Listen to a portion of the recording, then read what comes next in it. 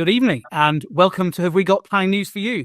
Thank you, all our live viewers and YouTube and Spotify, Apple Podcast viewers for joining us. Can I start by making the usual reminder to consider making a charity donation? The various and increasing number of charities that we support is on our website, havewegotplanningNewsForYou.com, or of course, as always, please feel free to donate to a charity of your choice. My name's Charlie Banner, Keating Chambers. DMOB happy as my inquiry finished 2 days earlier this week, so I've had a nice afternoon off and some quality time with my daughter, which has been rather wonderful. And we are delighted to welcome today to this week's show Rachel Danemann, who's the HBS Regional Planning Manager for Midlands and South West, and specifically also the Biodiversity Net Gain lead. And we're really looking forward to discussing all things BNG. It's meant to be simple, wasn't it? But here we are, some years on from the Environment Act, and still figuring it all out. And Rachel's going to help us and help you figure it all out. So, Rachel, can I start with my usual welcome and ask you to tell us where you're calling from, what, if anything, you're drinking? I've actually got 2 drinks here. I'm that DMOB happy. And what have you chosen your theme? Well, thank you very much for having me. I am at home, in my home office, in my front room. I am drinking tea. And my theme is the Cairngorms. I worked as a planner for the Cairngorms National Park, and that started my journey into housing because I was seconded to work on housing delivery.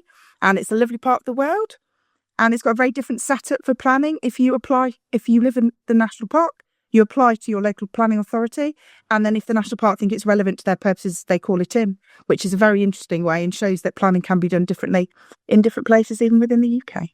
Fantastic. We're really looking forward to hearing, amongst other things, later on in the interview about your experience of delivering housing in national parks and how you cut that cord. And I actually managed to find, I knew I had it somewhere. I've got literally 1 glass of Dalwhinnie whiskey left, which is from the Cairngorms. So in my mad rush to find something topical, I managed to find that in my garage. Anyway, welcome. As I say to all guests, no obligation to comment on any of the news stories and case reports in the first half, but equally if there's something of interest, we'd be more than delighted to hear from you. Now, Thea, first time I've welcomed you onto the show because I wasn't here last time. Welcome, our new amigo. How are you doing? Yeah, very well, thank you. Stepping in for one Mr. Tucker this evening. At home in Shropshire, drinking sinfully boring water. I'd also hope to have something more interesting in my glass, rather like you. But alas, no. And hello, Rachel, as well. And for Rachel, I have a tartan scarf. That's my nod in case I get cold in my centrally heated house. I don't think that's going to happen. So I'm going to just put that to the side and there it will stay. Fantastic. Well, very nice to see you, Thea. And Mary, the first time I haven't called you on first. But...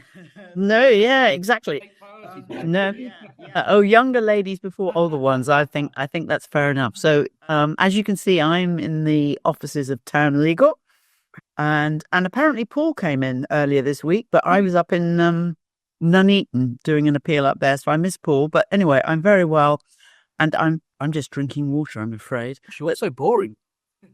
But lovely to see you, Rachel. You've got a red wine too, and you've got new art, Mary, haven't you? Well, maybe new to you. Yes, different room. Yes, I'm in a different room, but yes, yeah, we're quite keen on our art and supporting local artists. Excellent.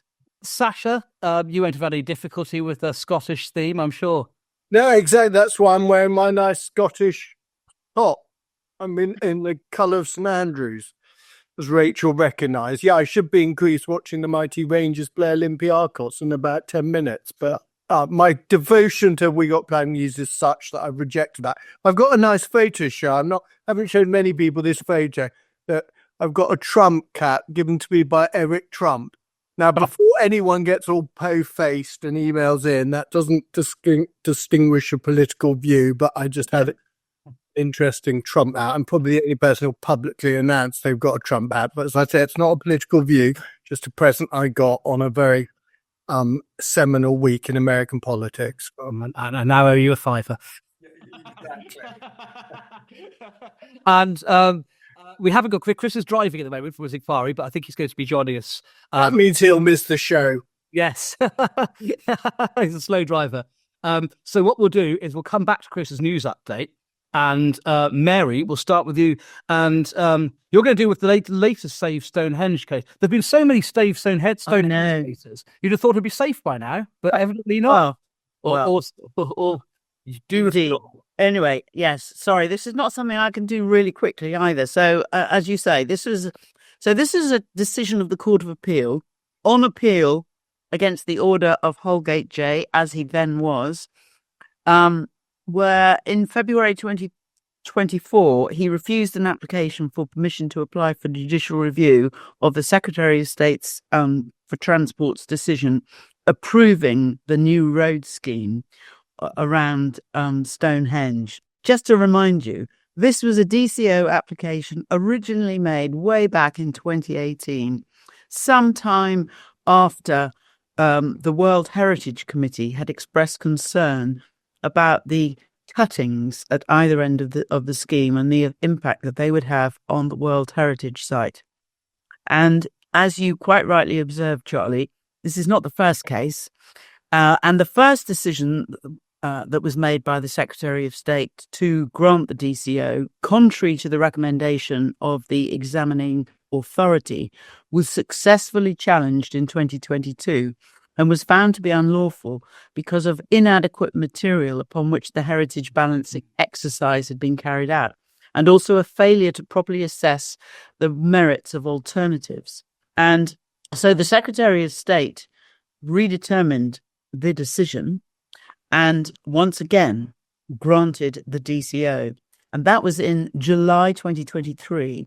The following month, another claim for permission to JR began, and that was rolled up into a 3-day hearing which took place in December 23, and Holgate refused permission to apply on the first 6 grounds, refused a new ground they introduced at the hearing, ground 8, and he postponed determining ground 7 because there was an outstanding case that he wanted to be heard first. Anyway, the following March, he refused permission on the outstanding ground 7.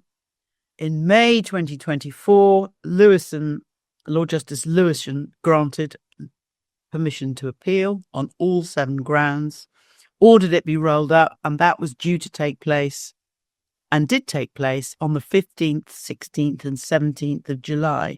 I mention all this because listeners will remember that the new government on the 28th of July cancelled the Stonehenge scheme. And on the 29th of July, the following day, the government wrote to the Civil Appeals Office suggesting that the appeal would now be academic. But after further discussion, the Secretary of State changed his mind and agreed that actually the position wasn't academic and that it was still the position of the Secretary of State that the decision was lawful, and therefore it was something that ought to be considered by the Court of Appeal. And the Court of Appeal agreed because, after all, they wouldn't want to be wasting their time on something that they thought was academic. So there's a bit of a backstory before we get to the nitty-gritty. And so in October this month, we got the judgment of the Court of Appeal. And it's interesting in the sense that the judgment was handed down, as they all are these days. But it's interesting that this is one of those judgments. There was only one, and it was on behalf of all 3 of them. So the language is not I, it's we. And it was Sir Keith Limblom, Senior President of the Tribunals, Lord Justice Stewart, and Lord Justice Lewis, who Paul and I, by the way, had great fun with at the PIBA annual dinner last year. But that's a digression. So back to the grounds of appeal. There were 5 main issues that were identified. The first one was whether the redetermination process was properly conducted, and in particular, whether it was legitimate to deal with the redetermination process entirely on paper. And that was because the allegation was that the original examining authority did not have the evidence to judge and weigh and consider and investigate the alternative routes. But Rule 20, the DCO process and the redetermination in a case where the first decision is quashed is governed by Rule 20. And that actually only makes provision for the redetermination to be made following a written representation process. And the Court of Appeal took the view that that Holgate was absolutely right in suggesting that there was no need for an oral hearing to be heard and for the examinate panel to be sort of reconvened. And the other interesting point I got out of this was the Court of Appeal making it very plain that the assessment of the alternatives was done to be done on a broad basis, because after all, they weren't investigating a DCO of the alternatives. They were just assessing one DCO, and they were looking at alternatives in a broad context. So that failed. Next one was whether the ministerial briefing that the Secretary of State had been given was legally adequate. The suggestion being that it was not. And again, they said that Holgate had got it right and that he had rightly focused on whether or not the decision maker had failed to consider any obviously material issue. So that was rejected. Next point was whether the Secretary of State's view on the compliance with the Convention concerning the protection of world cultural and natural heritage was legally sound. And that's because Section 104, subsection 3 and 4 of the 2008 Planning Act requires a decision maker to consider whether applying the relevant national policy statement would lead to a breach of any international obligation. And they found that under Article 4 and Article 5 of the World Heritage Convention, applying what they considered to be the relevant tenability test, that those two articles taken together did not actually express an absolute prohibition on any heritage harm, nor that in every case the protection from heritage harm must be given priority. So that ground failed. And then really the last substantive point was whether or not the Secretary of State's consideration of the then current review of the national policy statement for national networks was legally adequate. So the point being that at the time he made this second decision, there was a review out of this national policy statement, and that all came about because of the Paris Agreement and our commitment to net zero. But the court found that, once again, the Secretary of State's decision, and in it included these magic words, that the scheme was consistent with the UK's trajectory towards net zero. They found that his assessment was perfectly adequate, even though he stated that the fact of the review was not relevant to his decision. So, for all those reasons, the challenge failed. Thanks, Mary. If it wasn't for the scheme having been cancelled, one would think that case had got Supreme Court written all over it. Well, and it's also quite interesting. I don't want to jump ahead to what Chris might say, but it's also interesting that we're talking here about a decision of the Court of Appeal in October 2024 following a DCO first applied for in 2018. I'll plead the fifth on that because yes, exactly, it's my territory. But on the subject of infrastructure, judicial review challenges, and Supreme Court, Chris, any news on those fronts recently? No, there's absolutely nothing, Charlie. So what I'm going to talk about is the latest housing numbers, which were important. You're such a tease. I am. So, sorry I'm late. Rachel, good evening. I'm in Southampton, and when a cruise ship leaves Southampton, it can take up to an hour to travel about a mile from the inquiry venue to the hotel. So I've had I just wanted to leave the car, get out and walk, frankly. It was ridiculous. So I'm doing the news, and here is the roundup. I've got to start with the budget, of course. We all hope that planning and housing and infrastructure and delivery will be centre stage in a budget. Well, it certainly is this time. Unusually, we had the Chancellor of the Exchequer talking about the MPPF and making absolutely clear that it will be before the end of the new year. So before the end of the new year. there's a lot of housing funding available. There's going to be 500 million for the Affordable Homes Programme. 500 million pounds. That is exactly what registered providers needed to hear to make sure that they can continue to provide. I'm acting for an RP this week. Been refused on affordable housing only. And then there is 46 million for the new planning officers. 46 million pounds. It's not just for the new officers, 300 officers. That's less than one per authority, as we all know, but sounds like a lot, doesn't it? And they're going to be funded. And then there's 1.3 billion in terms of other funding for local authorities, so applications to be made. And then in addition to that, there's further funding for transport. So lots and lots of funding. Not quite the giveaway that some people might have thought, but certainly significant investment in planning and infrastructure, and particularly affordable homes. The second thing I want to talk about is CG Fry and the Secretary of State for Levelling Up has got permission to go to the Court of Appeal. It's the Supreme Court. And he's going all the way to the Supreme Court with his case. So well done, Charlie. It's about the nutrient neutrality, and it's about the issue of the later stages in the planning process and whether that can be caught and stopped. But everybody knows that anyway, so I don't know what I'm talking about that. And then finally, we've got the Banner review, Lord Banner's review. That will be Charlie again. I don't know why you don't just pay me to be your PR agent, frankly.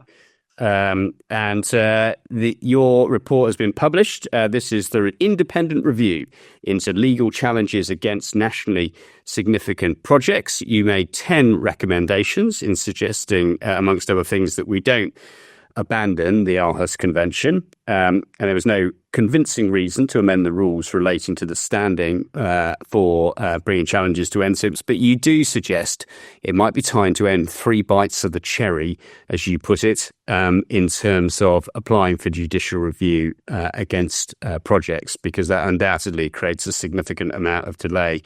As I understand it, there's a call for evidence now in light of your recommendations. And nice to see Matthew Pennycook talking positively about Charlie's report and how it might help to deliver the infrastructure we need. Still out of breath. Okay. There you go. Thanks, Chris. Well done. And now, the script says Stratford High Building, and I've been struggling with the concept of a high building. Does it differ from a tall building? Anyway, you're going to tell us all about it, Thea, so over to you. I will. Yes, thank you very much, Charlie. I'm talking to you about an inquiry into 2 appeals concerning a site in Stratford, London. It was held over 8 days in August of this year, and the decision of Inspector Rollings is dated the 30th of October. So you'll see it's not an enormously quick turnaround for this one. There were no Rule 6 parties and only 2 local residents spoke at the inquiry. Both appeals proposed a demolition of his existing buildings, which contained 12 residential units, to be replaced predominantly with tall buildings, I'm going to say.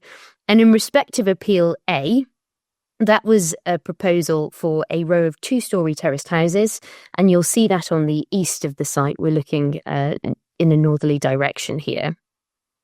And a building, the big one, between 4 and 14 stories to provide 74 residential units in total. Now, you'll notice there to the west of the image, there's a train line, and that's because the site is immediately adjacent to the Abbey Road station of the Docklands Light Railway. So it's a highly sustainable location. And this that we're looking at now, that was the appeal that was allowed.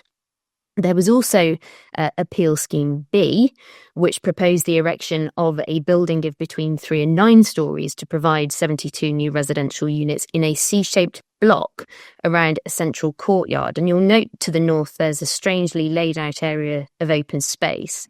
That's Abbey Gardens, which is a scheduled ancient monument accommodating the remains of Stratford Langthorne Abbey, which had disappeared by the Victorian times. So you can't see it anymore, but the garden is used now as open space by the local community. Note also there the adjacent residential development to the east and south, which was relevant to the main issues in the appeal, which we'll come on to discuss. But this one, Appeal Scheme B, that was dismissed. Now, the main issues in the appeal are set out at paragraph 8 and included the impact of the proposals on the character and appearance of the area, the historic environment, living conditions of nearby residents with particular reference to outlook, daylight and sunlight, living conditions for future residents of the proposed development, and housing land supply. Now, the context for the site is that it's identified in the development plan as an area for growth. The council's brownfield land register includes the site as an area with a net development potential of between 42 and 75 dwellings. The area is characterised predominantly by low-rise development with some tall buildings, but the inspector noted on his site visit that he had an ever-present awareness of high-density, high-rise development amongst low-rise buildings, and that the often abrupt juxtapositions between those buildings is part of the established character of the area. So on the main issue of character and appearance, the inspector found that while Scheme A had some minor shortcomings in respect of active frontages, that was a matter that he thought could be dealt with by planning condition. But Scheme B, on the other hand, would be bulky and incongruous, as well as dominant and overbearing in respect of its surroundings. So immediately, when you're pretty early on in the decision letter, you know which scheme is the front runner of these appeals. On the historic environment point, neither scheme was considered by the inspector to give rise to an adverse impact on a number of assets that were raised, including the scheduled ancient monument, because that's surrounded already by urban development and activity. And the inspector didn't consider that either scheme would affect the ability of the community to enjoy the site in the same way as it does at present. But I think probably that's a conclusion which goes more to its open space designation than its heritage significance. But there we are. On living conditions, and having a look here back at Appeal A, you won't be surprised to know that both schemes were found to have adverse impacts on nearby homes, given the difference in scale between the proposed development and that which is existing. And those impacts included some short-term and major adverse impacts on sunlight and daylight. And the inspector regarded Appeal A with its taller building as having an overbearing impact on the garden views from nearby properties, and Appeal B as having some enclosing impacts. And those effects gave rise to conflict with the relevant development plan policies. But when the inspector was talking about the weight to be given to those impacts, he described them as moderate and minor. So although they were there, they weren't really overriding impacts in the planning balance. On housing, it was a pretty bleak outlook for the council, I'm afraid. At the high point of its case, the council claimed it could demonstrate just over a 2 years' supply of housing land, as against the appellant's figure of 1.82 years. Unsurprisingly, the inspector didn't feel he had to resolve that issue, and given the local circumstances, including the potential delay in the delivery of large strategic sites, as well as the low and worsening affordability of the area, he said that 2.14 years represented a poor position. Now, neither scheme here proposed any affordable housing, and both were below the development plan policy requirement for family housing, but viability assessments were provided to justify that position, and both of the 106s for schemes A and B included provision, should the viability improve in future, that matter would be revisited.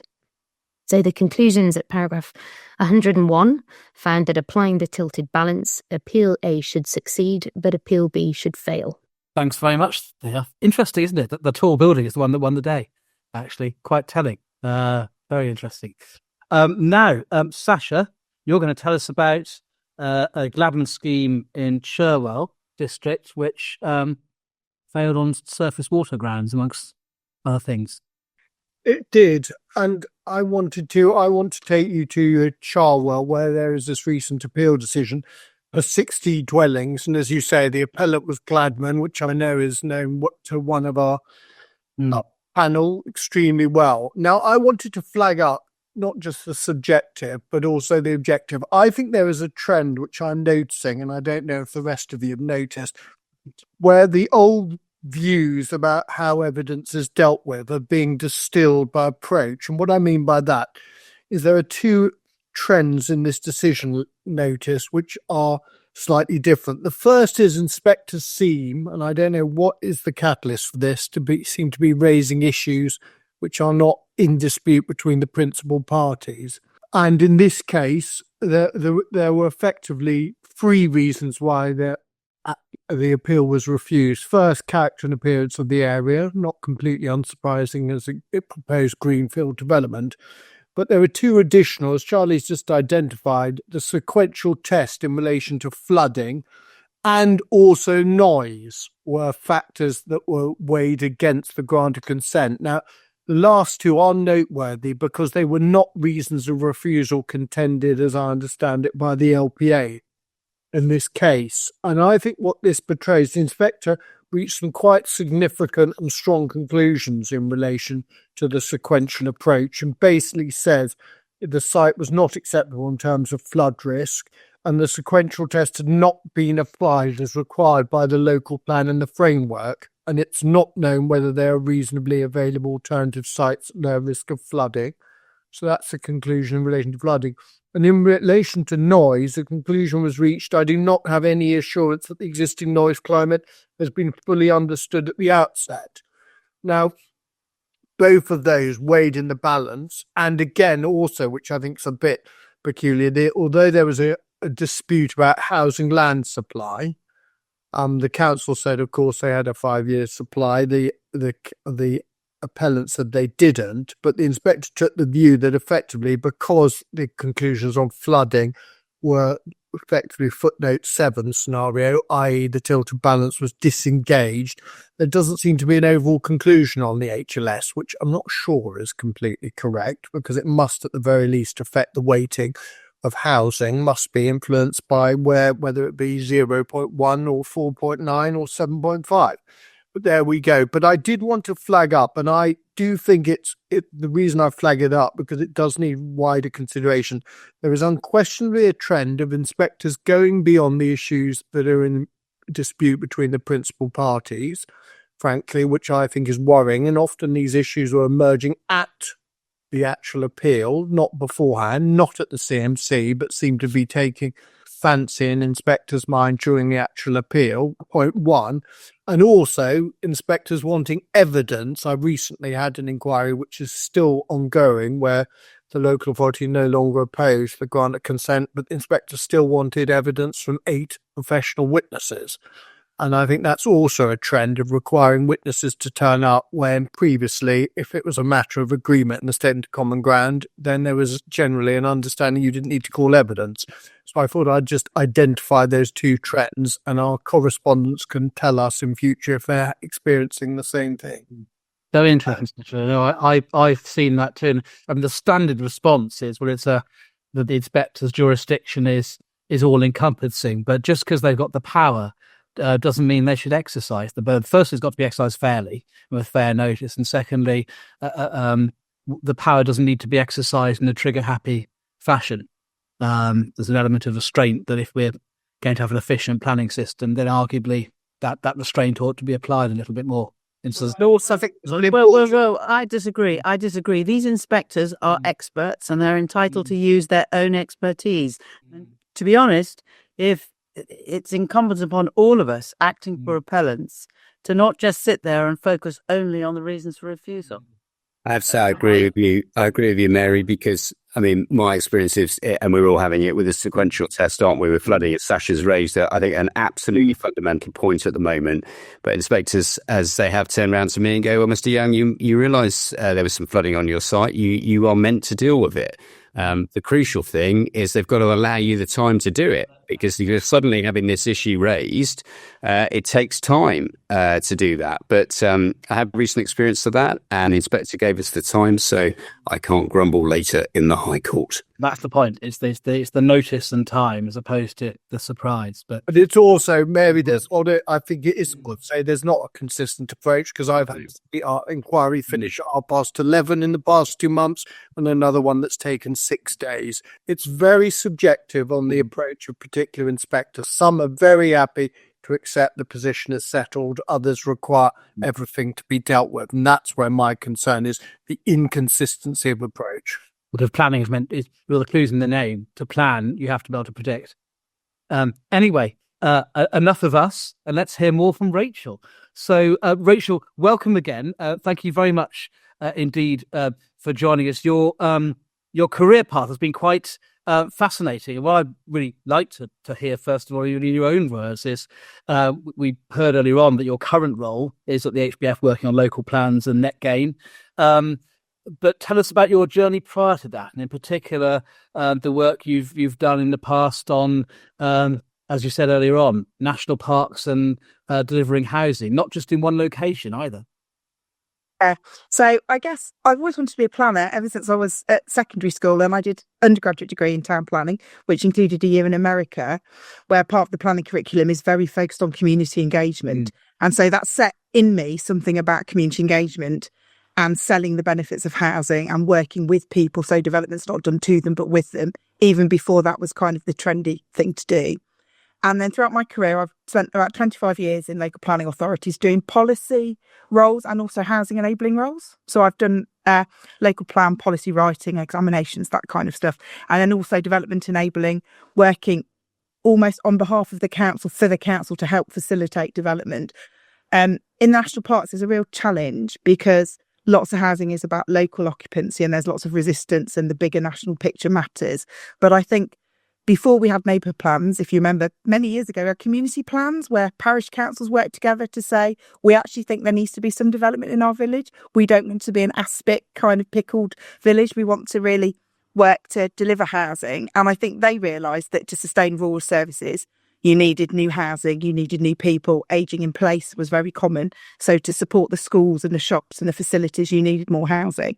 And that bizarrely helped inform me get to here, where I'm making the same arguments, but on a kind of regional and national level about the importance of housing for those wider economic and social issues and the intergenerational equity kind of challenges that lack of housing is presenting for people, which is leading to the current housing crisis. So a really interesting career path, doing enabling and development and working in the Lake District and the Cairngorms, trying to bring forward housing in a very constrained, protected area. And what was the trip? What was the most important lessons on how to cut that Gordian knot between the highest possible constraints, pretty much, national park, and yet delivering on local needs?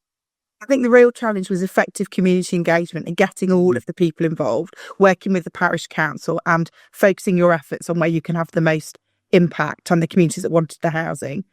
A quick kind of anecdote to tell you, we were at a community meeting and everybody was going, we don't want any more housing. And then one of the locals put their hand up and said, actually, I do want some housing because I'd quite like a house to live in. And that changed the whole mood music of the meeting. So I think the voice of the people who need the housing isn't in the communities where it's not been built. So it's remembering that when you're considering planning, that the people that need the housing may not be there to argue for it and the people that don't want it are. And is that part of the role of the HBF, in a sense, is as a representative function of speaking up to people who don't necessarily have a voice in the process? I think so. I mean, we do lots of research about the value of house building and use that to inform government and inform policymakers. And my role kind of regionally is to feed that information into local plan making and try and extol the virtues of housing and how important it is for not just meeting the housing crisis, but also the social and the economic, and with BNG, the environmental benefits that new development can actually bring. And new housing's more energy efficient. It helps. So there's wider benefits of housing rather than just people get to live in homes, but the housing crisis means people also need houses to live in as well. And tell us a bit more about your work on net gain in particular with the HBF. What's that currently involving on a sort of day-to-day basis, but also a sort of strategic basis?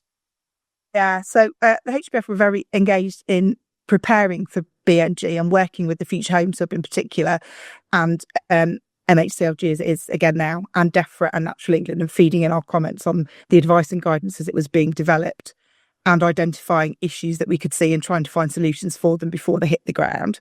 That group's kind of reformed to focus on implementation. So we're very pleased that the government doesn't seem to be thinking the job's done and it's all fine, even though maybe there's less comments about it not working because it's still taking time to bed in. And obviously local plans take a long time to produce, so problems with those aren't known yet.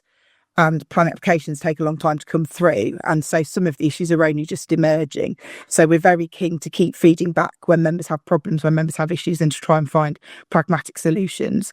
And I guess the key issues emerging at the moment are management and maintenance for 30 years. How does that work? Will residents pay through management companies? How does that fit with other issues around the long-term delivery? Viability. And from my perspective as a local planner, what does it say about local plans, and how should planning authorities be taking that into account now in local plans as they write them now? In 5 years' time, I think the system will probably work, but how we get from here to there is quite a challenge. Yeah, but you said 5 years, but that's 2029. Of course, the Environment Act was passed in 21. Although the BNG provisions didn't come into force for a little while, there was the sort of shadow regime, wasn't there, for 2 or 3 years. It sounds like your view is we don't yet have a sort of workable, predictable BNG system in place right now. Is that right? I think it's emerging. I think some of the immediate concerns, like the lack of on-site credits, will dispel over time as more people get involved and there's more confidence in the market. There has been some guidance produced on phase development that came after it came in. So there are some things that are being fixed, but it is probably still too early to tell completely how it's going. But biodiversity net gain's not completely new. Some authorities like Cornwall have had it for a long time. And some of our bigger developers have been engaging it before it was mandatory. So the difference is that it's now mandatory and legalised and all clearly set out, and there's much less room for flexibility and negotiation. And that's where some of the tensions might be, that in the past you could say, oh, actually, that's less important than affordable housing. We'd rather have affordable housing and not BNG. Now it's national and mandated. You don't have that flexibility. And that's where I can see some of the problems coming, where councils want to do something and actually the legislation maybe doesn't let them. Yes. And does, from what you were saying earlier, it struck me that despite the fact there's a national mandatory regime, there are still some quite significant variances from local authority to local authority, plan to plan. Is that right? I think that's probably to be expected, in that obviously planning is applying the kind of national planning framework and the local issues to your local area, and the BNG assets in a local area will be different and viability and all those other things will be different. But I think one of the things we really need to focus on is it's a national system and we need to get the 10% working and functional before we try and do other things. So I think there's a real key role for local plans in specifying what that locally significant BNG is and adding that level of local detail. But we are seeing some plans try to introduce additional policies that go above and beyond what the guidance says and will inadvertently undermine the delivery of BNG and maybe harm viability and maybe harm affordable housing delivery as well. So it's taking that broader view and making sure we look at where we can deliver the most biodiversity net gain for the efforts. And sometimes that may not be off-site. Sometimes landscape scale interventions may deliver more biodiversity net gain benefits. And therefore, moving down the hierarchy from on-site to off-site may give you more BNG outputs. What about, do you think there's scope for more national steer on what local plans should be doing, either through PPG or even potentially national development management policies, if they see the light of the day? Is that something that might help? Yeah, I think the PPG doesn't say very much at all about local plans, and the viability mentions it as a thing that you have to consider. So I think some more guidance so everybody knows what's expected. I think we're arguing as the HBF that in allocating sites, they should be considering the biodiversity net gain baseline to inform that allocation process, to make sure that your site is big enough that it can be provided on site, so you understand what's involved and you can see if it's going to be a barrier to delivery and if it's going to cause delay, because that's all part of assessing how deliverable the plan is in the first place. And then in terms of national development management policies, we don't really know what they entail, but I can definitely see some benefit in there being clarity provided at that national level, so we don't have 360 odd different variations of biodiversity net gain policy, which may undermine the credit market, may cause problems, because for 10% to work and to sell the extra units, you have to have more than 10% being delivered on some sites and not all of that being captured by local plans. So although we support ambitious local authorities and we really want to play our contribution to delivering biodiversity net gain, we really need the current system to work, and to tweak it, we can't start again with it. We need to find sensible solutions to make it work, but we need the 10% to be embedded and working properly before people try and go further and faster. And that variety is challenging for our members. Do you get the sense that government are listening? They're alive to these issues and were responsive? Yeah, I think, like I said, the fact the preparedness group has become an implementation group and that they're still having regular meetings with interested parties is good, and it's cross kind of sector. We have local authority representations, we have PAS, we have developers themselves, and then ourselves on it. So I think it's really good that they're listening. I think it's very difficult to make the case hypothetically to them, and they really seem to want examples. So if you have examples of good and best practice or things that aren't working, then let me know and I can raise it with people and we can find ways forward. Yeah, classic politicians. They're like a case study. And two more questions from me, and then I'll open up to the others. And there's lots of audience questions. And can I encourage people watching to post any questions in the chat? We'll try and ask a few of those. But stepping back from BNG, in your kind of general local plans work, what are the key theme or themes coming up in your work in relation to local plans at the moment? I think there's a big challenge still around resources and whether authorities can do it quickly and how they're supported and the time frames. And there's sort of planning creep. Planning policies are increasingly being involved in things that are maybe building regulations issues or the nutrient issue, or so planning's being asked to solve more and more problems in climate change and net zero. And our view is some of those issues are better addressed in other regulatory regimes, and planning should focus on the planning bits that it does best. So there's definitely tensions around resources and tensions around this kind of planning creep. And we need to get the plans adopted. We support full local plans coverage and trying to focus our energies and efforts on where we can make the most benefits in having the plan. It seems to be where we should be spending. And what's the? Now we've got quite a lot on the horizon. We've got the new MPPF, and we've got the new PPG, which presumably will accompany the new framework, and then we've got the Planning Infrastructure Bill, which is likely to come out in February. Of all of those things, and then anything else as well that might come out in the next year, what's the one change or reform, one thing that you'd most like to see come out of all of that?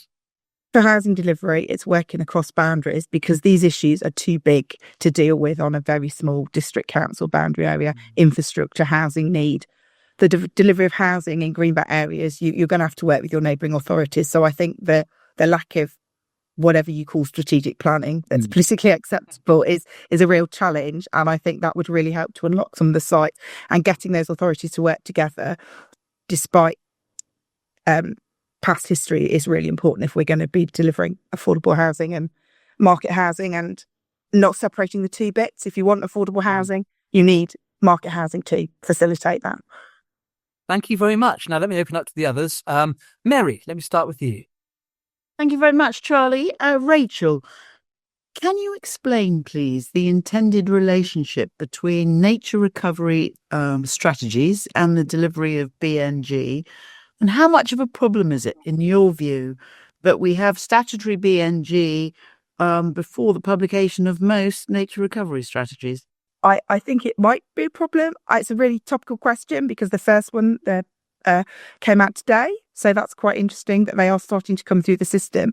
I think the intention of BNG was that you'd identify the assets, you'd have a map. I'm a planner, I like a map.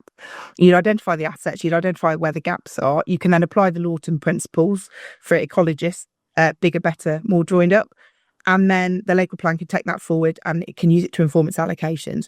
And that in theory works great. But in practice, those local nature recovery strategies have yet to be developed. So in a few years, when they are all in place, I think that system could work and should work, but it's what we do in the interim that's the challenge, and how you show what's locally important in the interim. And if you've got a planning application now telling you that a local nature recovery strategy in 2 years and a local plan several years after that will help answer your question, doesn't help you get your application through now. And it's important that we have a real opportunity for BNG to be a good thing and to find ways to make it work and for it to be a success. And we need to try and ensure that it remains a success and people don't get disheartened with its complexities. So it's efficient and effective as possible and delivers for meeting the housing need and for meeting the ecological crisis as well. Thank you very much, Rachel. Thank you, Charlie. Thanks, Mary. Chris, if you caught your breath, do you have a question? I do. Rachel, I'm not remotely convinced by the idea that provision is sensibly provided on site. You choose a housing site because it's efficient and it's well located and it can be developed in a sustainable location. And I'm not sure I agree with the boundaries. It's got to be the local authority boundary. Well, in Wiltshire, that's the entire county. But in South Staffordshire, it's a tiny sliver of an entire county. Yet the penalty applies when you go over the administrative border. So my point is this. what do you think about that, about these arbitrary boundaries, about where to enhance the ecology? Because I'm not sure the badgers and the butterflies are that troubled by it all. And wouldn't it be better just to focus on maybe on a county-wide basis, creating an ecological enhancement zone and people contribute to that rather than a kind of ad hoc patchwork based on not very good maths, not very good geography, and just how big your site is? Yeah, so I think that is one of the challenges. And I mean, the system has been set up and I don't think there's any appetite for legislative reform. So we are stuck with tweaking the kind of guidance and the plan practice guidance and the national planning policy framework. So, and the metric is under review if it needs to be. That's within the realms of what can be looked at. So there may be something to be done there. But I think the idea of providing on-site first is fine if you then are allowed to go off-site when off-site is a better option. The problem is if everybody thinks on-site is always the best and the soil might be different, the ecology might not work. My understanding, I'm not an ecologist, is that there may be reasons where you can get that better biodiversity enhancement from going off-site. And with affordable housing, we provide it on site where we can. And if there's a reason not to, you pay money into a pot and then use it for affordable housing somewhere else. So whether we can get to a system that's kind of slicker and easy to operate to something like that, we don't know. But at the moment, we have the system that we have. We'd encourage local planning authorities and colleagues watching to be open to moving down the hierarchy where there's a sensible reason to do so. And the metric already penalises people for going off site. So what we don't want is some authorities putting forward sites that say you can't provide the BNG anywhere outside of our local plan area. There aren't any units, but you can't do it. The guidance says you can. The guidance says you could, if necessary, meet your BNG need for a site in Sheffield and Cornwall. That's not allowed. It's not favourable.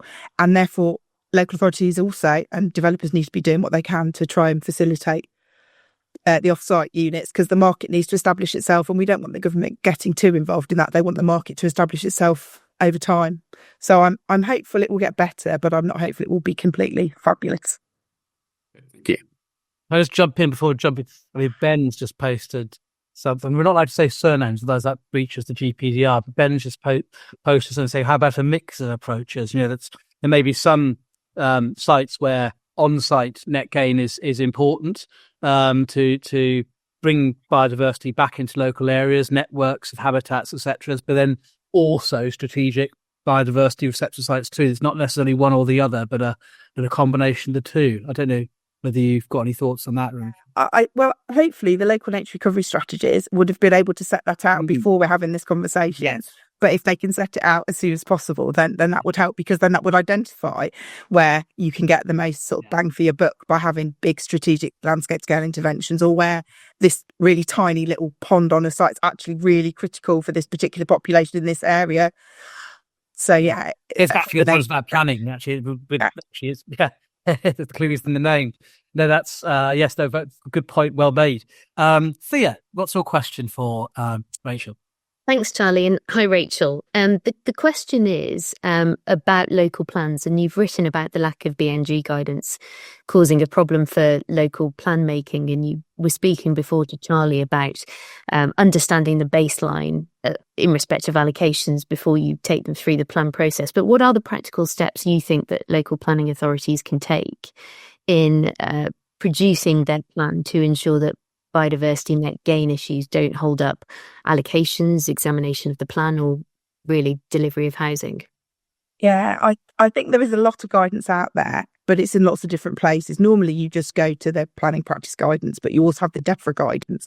So I think some people are losing where the guidance is, and we may have almost got to the stage where there's so much guidance that you can't find the bit of the guidance that you need. So I think for local plans, they need to think about it up front. They need to engage with us. We're happy to come and talk with local planning authorities about what developers need and input proactively and productively into those discussions. I think our suggestion that you should look at the allocations would seem sensible. That could be part of the site call for sites process, and it could be considered at that stage. And again, that will help you check that you can fit all of the housing on the site and deliver the BNG. And if you decide you can't, then you might want a strategic allocation for BNG within Greenbelt land, for example. So I think it's just planning right from the beginning, having that ongoing engagement. And again, when it comes to practical delivery, recognising the BNG hierarchy lets you go from on-site to off-site. On-site if you can, and if that's the right thing to do, and off-site if it isn't. think that pragmatic approach has got a lot of support in the comments. It really does, doesn't it? Absolutely. Some really interesting comments. Do keep them coming. Sasha. Yes, thank you, Charlie. Chris is slightly, he asked a comparative question to what I was thinking of, so I'm going to slightly deviate from what I thought I was going to ask you. And I mean, does BNG actually work? I mean, because we've got this great sacred cow, it's like sangs as well. And do they actually work? Has there been any real studies into their benefit? We all sign up to BNG with great excitement and enthusiasm, but do they actually bring about what they're trying to do in your view or not? Well, I think there's research being undertaken on whether BNG, as we're delivering it in Britain, and everybody says we're the one with the worst ecological crisis and we're the one that needs to do the most to fix it. So I think we are becoming a kind of beacon for trying to address this problem, which is a good thing. Whether we've chosen the right way, it's probably too early to tell, but at least we're trying. I think the conversations I'm having with ecologists, they're happy that it's come in, but they are starting to move from, well, habitat's only a proxy for species anyway, so what are we doing about the species? But again, land use planning is about land use, and species move across sites and boundaries. So for land use planning to engage with BNG, I think we have a system that is logical in my mind, because it's a geography and it's a site-based approach, and then you can have the strategic plan making and the joining up through local plans and bigger than local plans and a national framework potentially. So I think we're trying our best, but I suspect there's other things that are needed. And I think some of our members say things like, well, bat boxes and hedgehog highways aren't part of BNG. And then some local plan policies have tree policies and open space policies and other things. So there is a danger that BNG is kind of carved off and seen as a separate thing rather than part of the nature comments. And if you've received any local plan comments from me recently, I've said, how does BNG fit into all your other environmental comments? Because I think that's the next challenge, how we can... and the issue of stacking with nutrient credits and SANGs, and can it do both, and how it relates to all of that is going to be challenging going forward. But I probably think we have to try and do the best we can, but recognise that species do move and other things may be needed in other fields, and it's not just for planning to fix this problem. Thank you. Rachel, it's great that you seem very passionate about BNG. Actually, I mean, a lot of the time you hear about sort of contrast between the environmental lobby and the house building lobby, and you're on different sides of the different sides of the argument, etc., which I've always thought was a false dichotomy. Actually, you can actually have your cake and eat it in terms of nature recovery and house building, and it's great to sort of see that enthusiasm and passion. Do you work? I mean, a lot of people in the house building sector have few kind words about natural England, etc. I don't necessarily share that view, I should say, but there's a standard sort of description of natural England amongst certain people in the development sector. Do you work with natural England? Do you have any observations that you feel able to share about them and their work? So I've done a lot of panels with Nick White, and Nick White's attended some of our training sessions for members, which has been really helpful. So, and I've had other wider engagement with Natural England, and they're part of the Future Homes Hub. So we are all trying to work collectively, and the us and them doesn't help. And obviously we're looking for a win-win solution that addresses the ecology crisis and the housing crisis at the same time. So that seems eminently sensible. I think the other thing Nick White says frequently is, don't let the perfect be the enemy of the good. And I think that's really important for BNG, that we want improvements. We're trying to get 10%. But what if, is 9.5% good enough? Is that not good enough? So there's all sorts of challenges around that. So I think trying to ensure that we do deliver BNG and that we're sensible, and that local plan policies make the current system we have work before seeking to go further. There's a bit of a race to who can get 20% and who can get 30% and who can get 40%. And at some point you won't get any housing if that happens. And it varies in different parts of the country, and your baseline's different. An open mosaic habitat on brownfield sites is going to be challenging because that's really diverse and rich. And the assumption that brownfield's easy and greenfield's problem is not reflected by the feedback from some of our members. So I think there's a real opportunity for it to be a force for good. And in theory, it should be one of those things, going right back to what I said at the beginning about working with communities, that communities want development because they can see the BNG benefits they get from it. It's another reason why housing is a good thing for your community rather than something to be resisted. I love that enthusiasm, Rachel, that people might welcome development. That isn't happening in Southampton today, I can tell you. But there's an interesting question from David. We're not saying surnames, are we? About he's got a brownfield site, 12,500 square feet industrial building. I appreciate that's not really your remit, but it's sort of self-scrub. And then they want to bring forward some employment, but it's been rated as woodland, and the credits are going to cost off-site £300,000. So you're saying it's unviable to bring forward a brownfield site because it's self-set. I mean, what's the answer to that? Because that can equally happen to housing sites, can't it? Yeah, and that is some of the examples that we're hearing from people, particularly some of the large urban regeneration sites that are being caught by this. As I said right at the beginning, at the moment, I think my biggest worry is that the government thinks it's all going fine because nobody's saying it isn't. But I bet that's because the planning applications where it isn't going fine aren't happening. And the planning applications where it's problematic haven't got to the stage where they've kind of hit the roadblock yet. So I think collecting that data, feeding that back to government, collecting it through the Future Homes Hub and feeding that in it is going to be the way to go. And as I said, case studies, the government seems to respond really well to case studies. This is a problem, what could we do to fix it? And then if there's lots of case studies with the same problem, then that will help us focus the efforts on what can we change in the guidance or the approach or the pragmatism to find a way forward so it doesn't hold up development. It's an additional extra benefit rather than something used to stop housing, which would be completely counterproductive to what we're trying to do. What you're saying is people should contact you if they've got exactly the problem. Would that be right? Yes. I would really welcome examples. Yeah. And we have a working group for HBF members. So if you're a HBF member, you can join my working group. And if you're not a HBF member, particularly if you work for the local authority, you've got examples of good or bad practice. We can feed that in through the Future Homes Hub, through the Planning Advisory Service and all the other representatives on the group. So yeah, essentially let the government know if there's a problem and we can look at that and see if there's things that can be done to help resolve it. And also Natural England, because I think some of these issues could be solved by a more flexible approach in the metric. I was going to say they are responsive to feedback. Yes.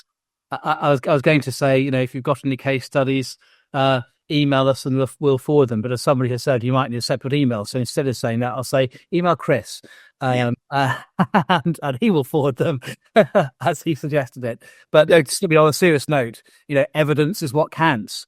So if any of you watching either now or later via any of our playbacks do have any case studies, please do find a way of communicating them. It's only going to be helpful. On that note, Rachel, thank you. Thank you for being such a great, fascinating guest. And also, if I can be so presumptuous, say thank you on behalf of the whole industry for the really hugely important work you're doing, both for housing and for nature. It's great, and long may that continue. Although actually, in a sense, we kind of want you to do yourself out of a job, so it's all self-explanatory, and then you can go do something, go back to house building in national parks. But it's a really valuable, invaluable job that you're doing and role that you're doing, and I hope and I'm sure that our viewers will have enjoyed hearing from you. So that's all for tonight. We will see you in 2 weeks' time, and until then, have a lovely evening tonight and have a lovely 2 weeks. Good evening, everybody. Thank you, Rachel. Thanks, Rachel. Thanks, Rachel. Bye bye.